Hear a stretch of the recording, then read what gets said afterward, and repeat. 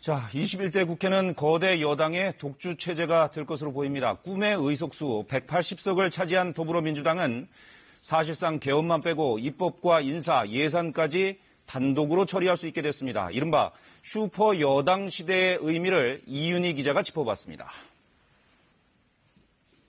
막강한 여당이 등장했습니다. 더불어민주당과 더불어시민당이 얻은 180석. 보시는 것처럼 과반입니다. 어느 정도 압승인지 찾아보니까요. 한 정당이 민주적 투표를 거쳐 차지한 의원 수로는 역대 가장 많은 숫자입니다. 민주당 내에선 꿈의 숫자 이런 말이 나왔고요. 이해찬 당대표는 100년에 한 번 있을까 말까 한 수준이라고 언급했습니다. 민주당은 경제와 일자리를 최우선으로 삼고 할 수 있는 모든 일을 다하겠습니다. 민주당에 쏠린 압도적 표에 상대적으로 더 초라해진 건 미래통합당만이 아닙니다. 정의당 6석, 국민의당 3석, 민생당은 0패를 기록하며 원내에서 퇴장했습니다. 어제 국회에서는 정의당의 선대위 해단식이 열렸습니다. 이 당 지역구 후보자 중 유일하게 살아남은 심상정 대표, 당원들과 총선 후보들을 향한 메시지를 읽는 도중 수차례 심호흡을 했습니다. 무엇보다 모든 것을 바쳐 고단한 정의당 얘기를 함께 개척해온 우리 전국 금속노동조합 사무처장 시절 철의 여인으로 불리던 그였지만 끝내 눈물을 보였습니다. 우리 자랑스러운 후보들 더 많이 상승시키지 못해서 정말 미안합니다. 보신 것처럼 여당과 야당이 받아든 21대 총선의 성적표는 극과 극입니다. 180석을 확보한 민주당, 앞으로 21대 국회에서 과연 어떤 힘을 갖게 될까요?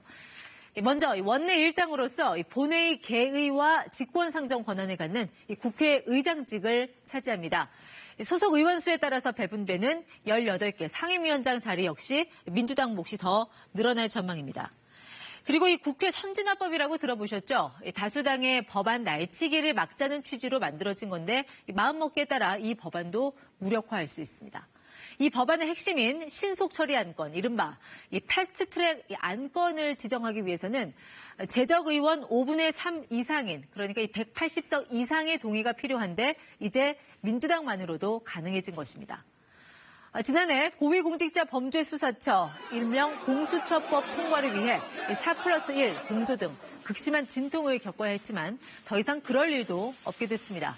20대 국회 때처럼 정의당을 원내 협상 테이블로 굳이 불러낼 이유가 사라졌기 때문입니다. 야당의 방어권인 무제한 토론, 즉 필리버스터 역시 180명이 찬성하면 바로 중단시킬 수 있습니다. 국무총리와 대법원장 등 국회의원 과반 이상의 동의가 필요한 주요 직책도 원하는 대로 동의해 줄 수 있습니다. 사실상 헌법을 고치는 개헌 빼고는 모든 것을 할 수 있게 된 셈입니다. 이른바 이 슈퍼 여당이란 말까지 나오자 민주당은 자축 분위기 속에서도 두렵다는 얘기가 함께 나왔습니다. 앞으로 국정 운영의 책임을 온전히 지게 됐다는 점에서 야당이 협조하지 않았다는 변명이 더 이상 통하지 않게 됐기 때문입니다. 이런 분위기를 의식해서인지 어제 열린 민주당 회의는 세월호 6주기를 추모하는 묵념을 시작으로 비교적 차분한 분위기에서 진행됐습니다. 이해찬 대표도 무거운 책임감을 느낀다면서 이렇게 말했습니다. 지금 민주당은 더욱 정신을 바짝 차려야 할 때입니다. 국정을 맡은 무거운 책임감을 먼저 가져야 합니다. 물론 거대 여당의 등장은 이번 총선을 통해 드러난 민심의 주문이기도 합니다. 유권자들은 코로나19 사태라는 미증유의 국난을 극복하기 위해 여당의 안정적 국정 운영에 힘을 실어줬습니다. 반면 정권 심판론을 들고 나온 미래통합당은 도리어 국민의 심판을 받았습니다. 그래서 이번 총선은 여당의 승리라기보다 야당의 패배라고 하는 게 더 적절한 표현일지도 모릅니다. 문제는 거대 여당의 등장으로 자칫 이 균형과 견제라는 건전한 정치 원리까지 흔들리지 않을까 하는 우려입니다.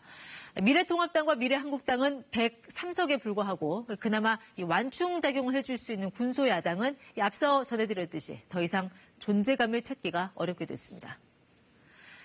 21대 총선에서 국민의 선택은 준엄했습니다. 유권자들은 야당을 심판했지만 정부 여당의 국정 운영 능력에 대한 국민의 심판은 지금부터라고 할 수 있습니다. KBS 뉴스 이윤입니다.